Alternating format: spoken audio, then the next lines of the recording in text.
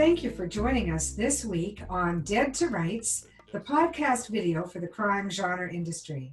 I'm your host, Donna Carrick, and as always, we're really pleased to bring you another great author interview. This week, we've got Cathy Ace, the author of The Corpse with the Crystal Skull, which is hot off the presses. It's her latest in a long series of books, so look for that, The Corpse with the Crystal Skull.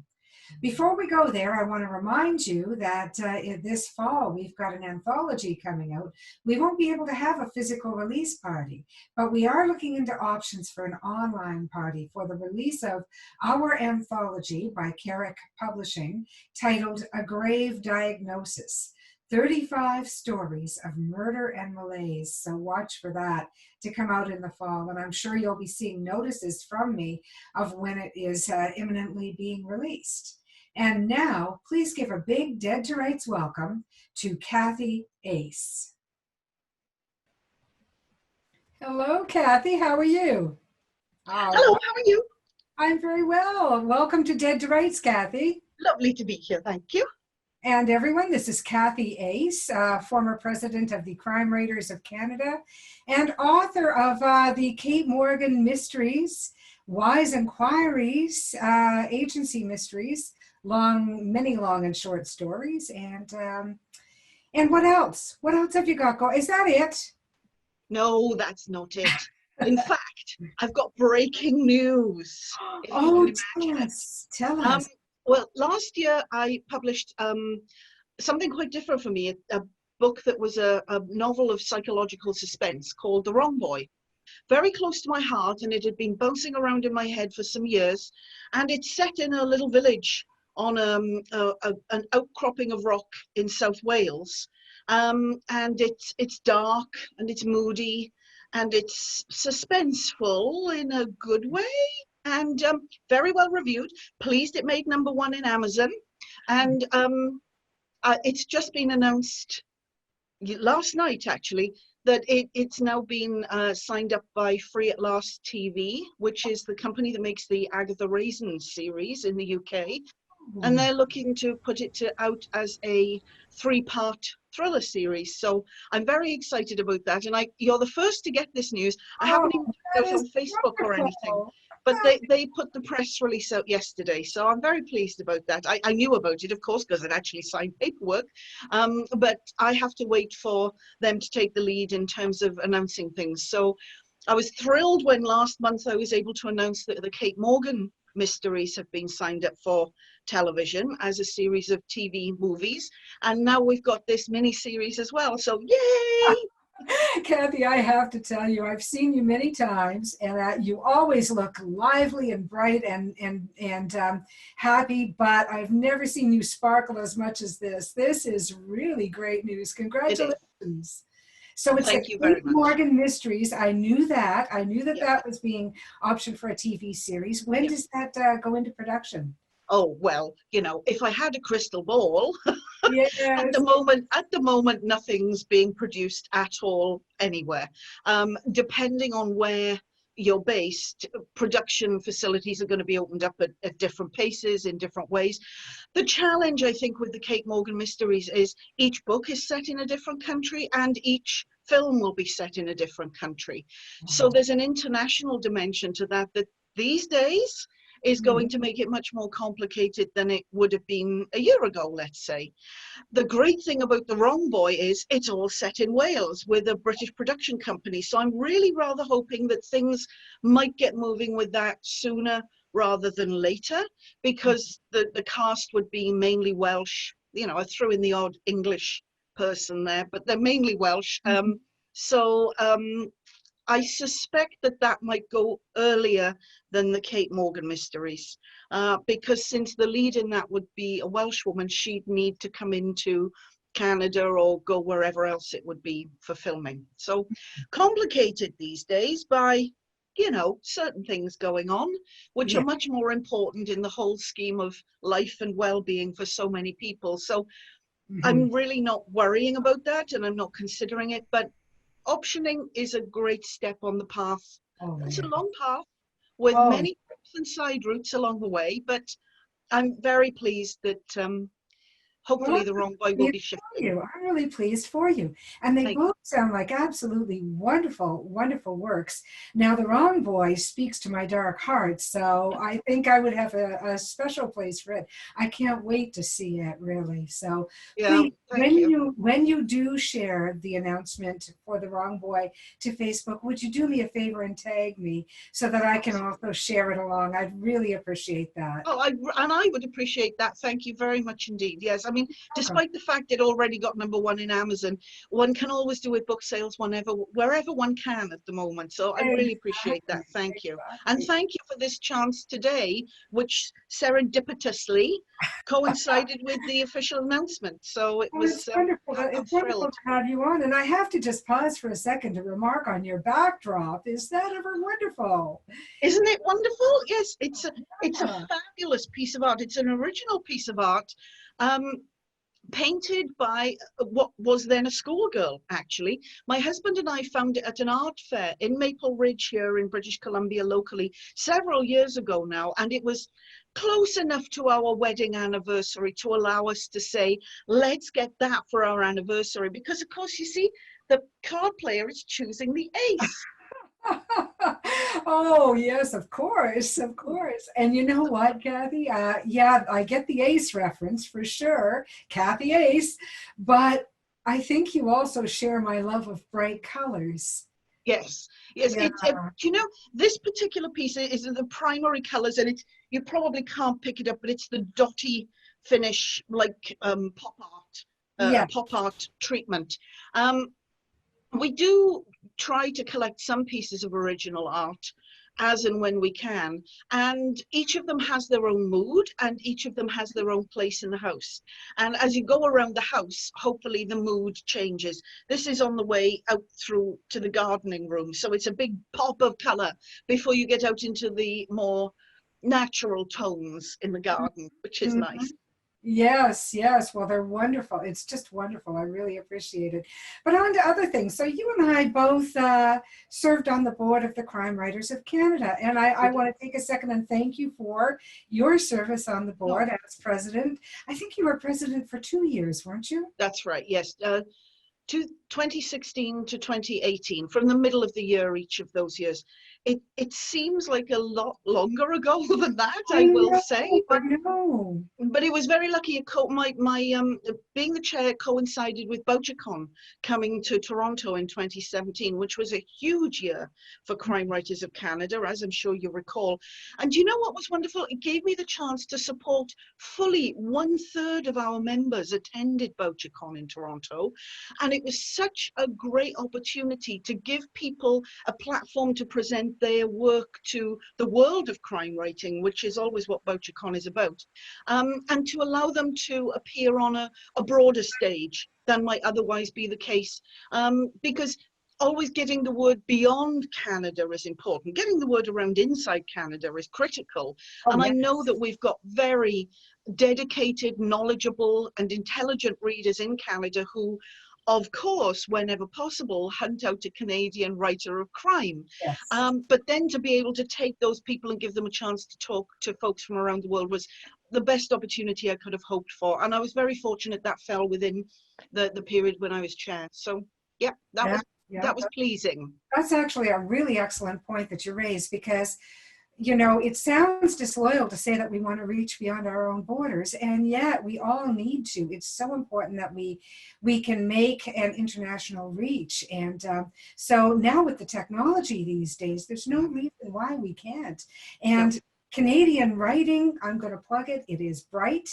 It is wonderful. It is modern. In some cases, it could be a little bit of a throwback to an earlier style in some cases, but in most cases, it's quite modern, and there's no reason why all of you out there in the great world wouldn't love it. And that's the thing, you make a good point. Even those authors who are, like me, for example, the Cait Morgan mysteries are very traditional mysteries. They're very much the golden age style, in that it's a classic puzzle plot whodunit, and Cait will work her way through various suspects, all of whom could have done it, none of whom could have done it. The very Agatha Christie style of book. However, whilst it's wonderful to read the classics, there are a lot of living authors who could do with some income who are writing even that style of book. So for those readers who are looking at this and thinking, yeah, but I like the old-fashioned type of book. Yes, but try and find maybe living authors living and writing in Canada now who are providing that sort of book. Just as enjoyable. Some of them have historic settings. Some, like Cait Morgan, will have a contemporary setting. Some will travel the world, some will be set in Canada. And I don't think it's disloyal to encourage those beyond Canada's borders to read A, Canadian writers, B, books set in Canada, although not all Canadian writers do that because the publishers tell us that's not a popular thing to do, which I think is terrible. But look at the Canadian writers who are out there setting their books around the world, setting their books in Canada, but actually alive and very pleased to have a bit of a royalty showing up in their bank account. Yes, yes, and pleased to bring our part of the world to you and our Oh, yeah. outlook to you, because we enjoy your outlook and we think you're going to enjoy ours, you know? And it's one of the things Absolutely. I wanted to do with this series, because we've got some great names. I mean, we've got yourself, Cathy Ace. We've got Maureen Jennings. We've got Rick Moffina. We've got Giles Blunt. I mean, you know, Yeah. we really have got it. You know, there's no reason that we shouldn't share it and be proud of it. So, Absolutely. And whatever type of crime writing people enjoy reading, there are Canadian crime writers creating that sort of book in that sort of subgenre, from the darkest dark of the Cardinals through to the lightest lights of Vicky Delaney's. You've got the whole gamut run there and everything in between. So there's no reason not to. exactly. So I'm do glad it. you mentioned my old friend Vicky Delaney. Thank you, because she is someone who should be read if you enjoy cozies. You Oh, really absolutely. Yes. I mean, she's the Canadian queen of cozies, as far as I'm concerned. yes. And I mean, I know some people know that she's Canadian. I know she sets her books in different places, but again, Canadian authors doing their work in Canada, it reaches the whole world and appeals to the whole world. So just go for it. Exactly so. Well, you've got your big news that we started out with. What else are you? What are you working on right now? What's happening with Cait Morgan? What's Well, happening with any? Well, it's a big month for me. I'm jiggling my phone here because it's the only way I can show you the cover. But I do actually have a new Cait Morgan mystery coming out on the 29th of June. The Corpse with the Crystal Skull. That's a beautiful Ooh. cover. It's, That's a it's a beautiful lovely cover. I cover. like that very much. It's Jamaica. It's the lighthouse at Negril in Jamaica. And this book is set in Jamaica, hence the cover art choice. I like Jamaica very much. And Cait, she's there in May, so it is a bit hot and sweaty and humid, and she doesn't do well with humidity. And she's been there for nearly a month, and she's obviously, being Cait, overindulged, so nothing quite fits the way it did when she got there. But it's the first time I've written a true locked room mystery, in that a body is found in a tower behind a locked door, and there is no way that anyone could have got in to commit the crime or got out afterwards, which leads to suspicions about secret doors and hidden passages, and of course the Welsh pirate, no, not a pirate, the Welsh privateer Sir Henry Morgan, Oh, yes, his yes. famed treasure plays a part. And the chap who's dead used to host dinner parties where Ian Fleming would attend and Noel Coward would be there. So we've got the spy thing going on. We've got buried Oh, treasure going on. you've got Lots of Jamaicans. some of the glamorous people. Yeah, That's right. Yes. wonderful. Yes, Freddie Birkinshaw, our titular corpse, was one of the glamorous hosts in the 1960s, and obviously is now a much older gentleman and is found dead on the floor of his inaccessible tower. Okay, and Ooh, that is the corpse with the crystal skull. Show us that cover one more time if you've there got it you go. there. Hold it very steady for a moment.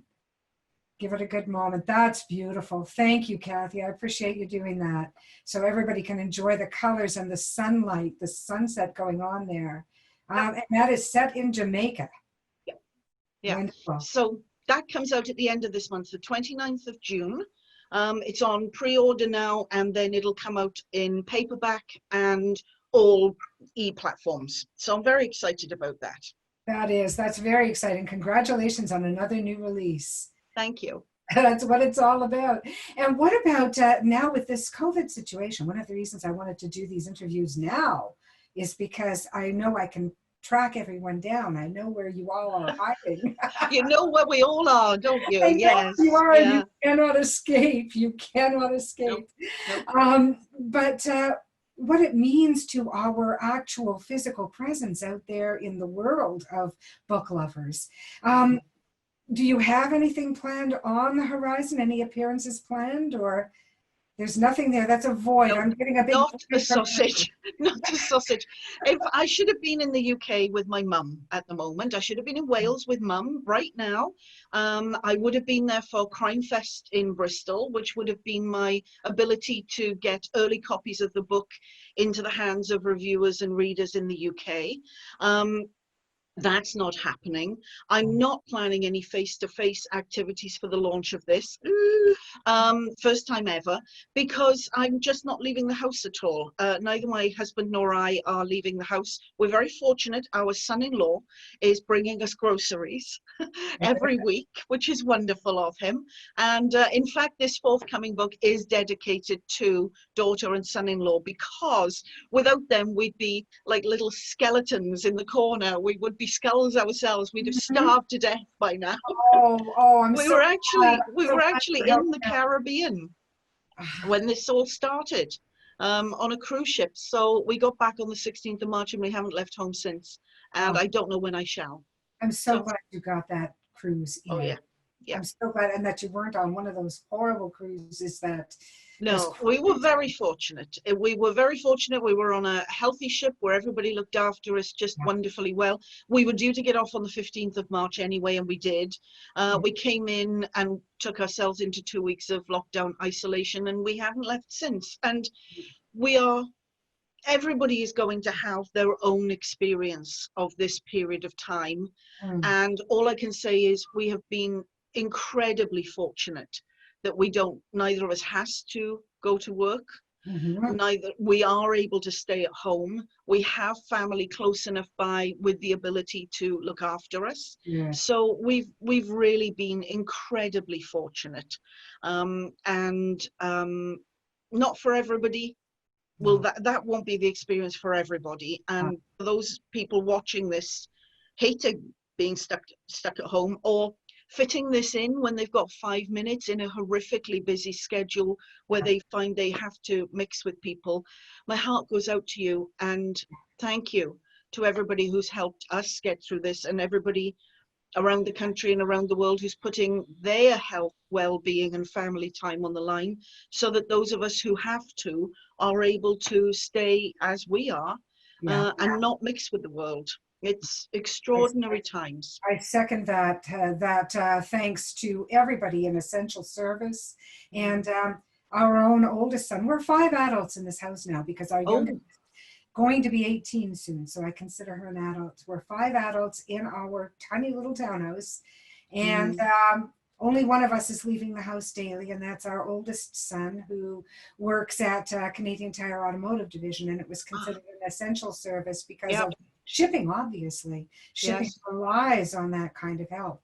And so he did have to go into work every day, and I thank him.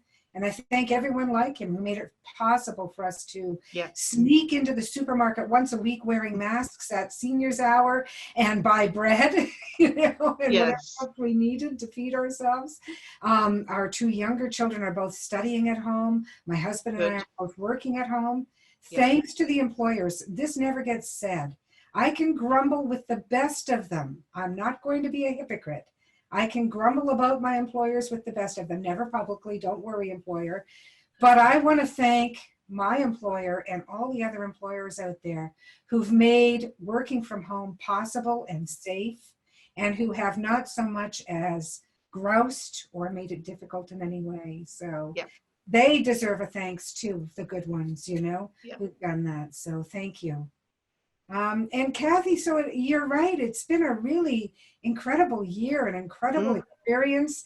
It's been a year that we don't want to reboot. We'd like a re-download, not a reboot yeah. of this year. And so, what are you thinking for 2021? Let's project. Well, there's a lot of discussion going on amongst authorial chums about how we as authors, if we're writing in contemporary times, will deal with this experience as we write forward. I think most of us who have books coming out this year, the books were already done, so Mhm. that they're going to come out into a world that's strange, but will have been created in the previous normal and will therefore not acknowledge what's going on at the moment. That's what I've chosen to do with this. I haven't changed it, although I have acknowledged in the acknowledgements section what is happening now. So in terms of writing ahead, um, I'm in two minds, to be perfectly honest with you at the moment. I do have a plot in mind for the next Cait Morgan mystery, which I believe, given that they're always closed circle traditional mysteries with a relatively small pool of suspects, 7 or 8 people, there is a way in my mind that that could actually take place during this lockdown period. And Mhm. because Cait lives in the same place that I do, British Columbia, I have the knowledge of how the pandemic has worked for British Columbia that I could use Mhm. firsthand for her experiencing a lockdown closed circle mystery.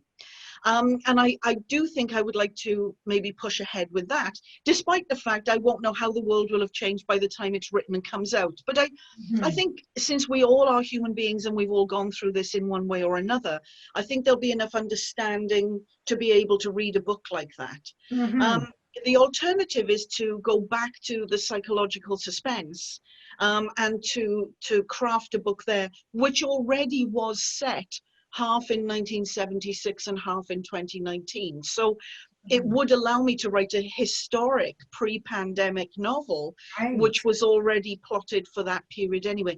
At the moment, my priority really is to, thanks to people like you, try and get the word out about the existence of this new book as widely as possible.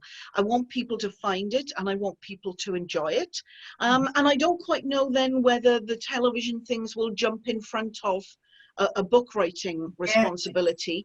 I'm not going to be involved with the creation of the screenplays at all. That's not within my skill set. And I do enjoy writing novels, so I would prefer to keep doing that and keep creating new adventures for Cait Morgan for people to eventually see on the screen. But the psychological suspense was, hate to say it was a fun book to write, but for those people who I enjoy know that what sort you of mean. thing, I know what you mean. My it's little nice to go girl. to the dark side sometimes. It is. Um, It is. The dark we'll side of see. crime, as if there's a light side of crime, but True. but And this is true. This is true. But we're in dark times, and I think that maybe a little lightness peeping through is useful. So oh, of course at it the moment, focus on getting this book out. Next, then get out into the 5 acres that we've got that we garden and get on with some much needed trimming back and weeding. is.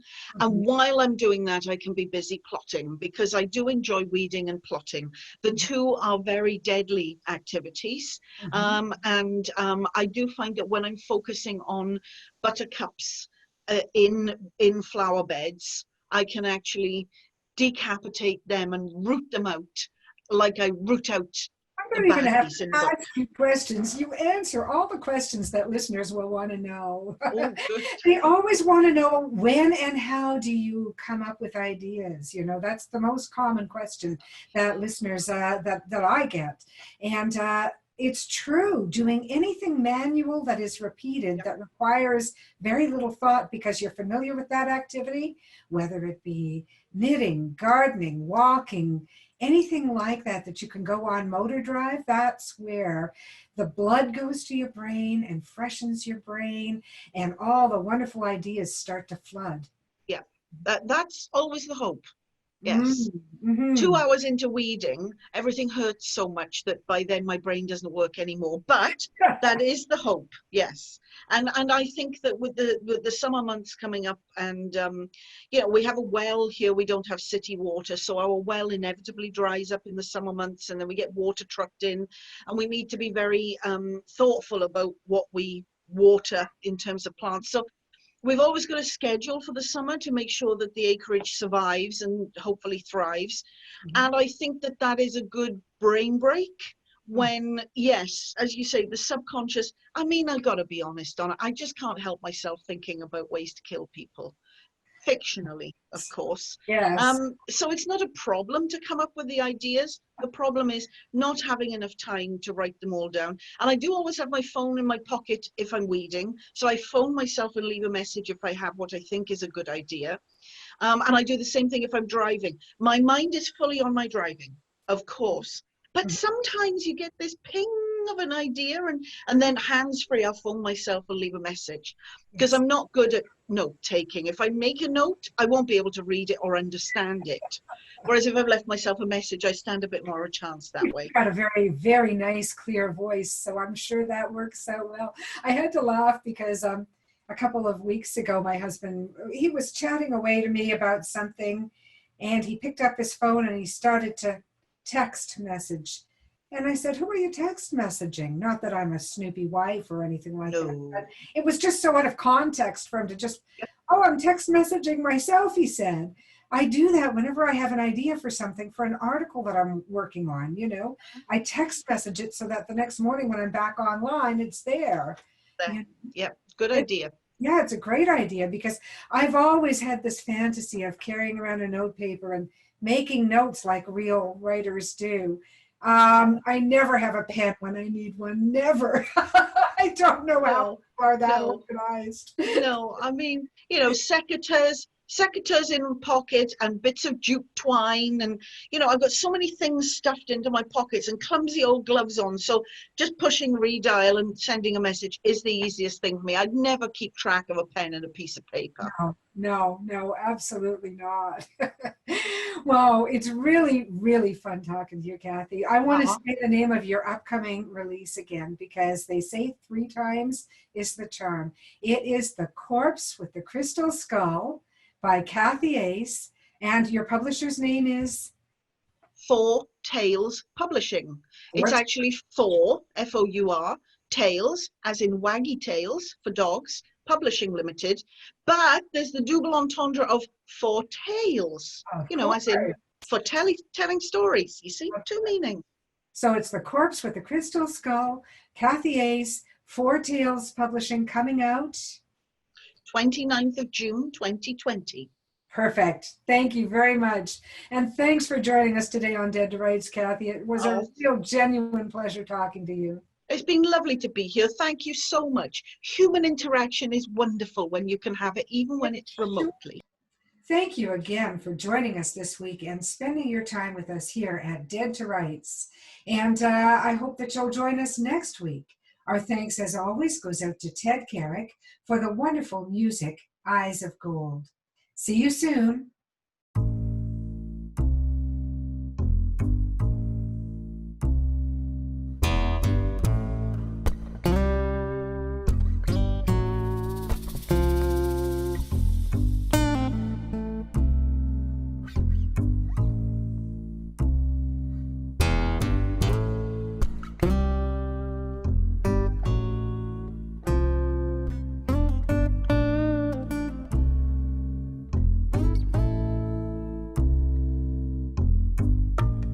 Dusty road, a man alone. His vital signs go on hold, and I don't know what you've been told, but the years have turned my eyes gold. And I told you what you told me, we'd never be in the same boat for free, yet it rides